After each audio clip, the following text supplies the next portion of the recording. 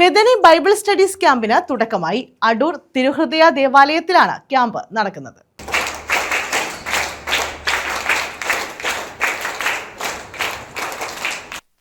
Adoor തിരുഹൃദയ ദേവാലയത്തിലാണ് Bethany Bible studies ക്യാമ്പിന് തുടക്കമായത്.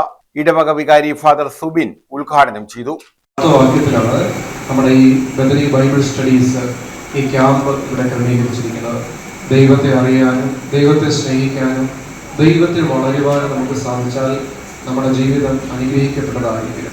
ദൈവത്തെ അറിയാനും സ്നേഹിക്കാനും ദൈവത്തിൽ വളരുവാനും സഭ പ്രത്യേകിച്ച് ആരാധക വർഷമായിട്ട് ആചരിക്കുന്ന ഈ കാലയളവിൽ പരിശുദ്ധ കുർബാനയിലൂടെയും കുദാശകളിലൂടെയും ദൈവത്തെ കണ്ടെത്താനായിട്ട് നമുക്ക് സാധിക്കുവാനും ആ കൃപ സ്വീകരിക്കാൻ സാധിച്ചാൽ ആ കൃപയിൽ വളരുവാനായിട്ട് നിങ്ങൾക്ക് സാധിക്കും.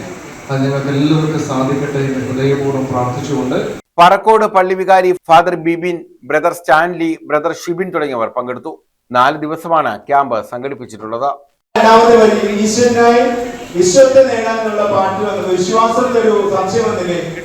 വിശ്വം എന്ന് പറഞ്ഞാൽ എന്താണ്? അർത്ഥം എന്താണ്? വിശ്വം വിശ്വം വെച്ചൊരു പാട്ട് പാടി. ഓക്കെ, അപ്പോൾ ആ വിശ്വം എന്താണ്?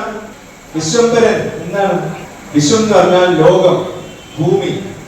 ഈ ലോകത്തെ നേടുവാനായിട്ട് എന്താണ്? സുവിശേഷത്തിന് വിത്ത് വിതച്ച് ഈ ലോകത്തെ നേടുവാനായിട്ട് നമ്മൾ എന്ത് ചെയ്യണം? എങ്ങനെ വളരാം?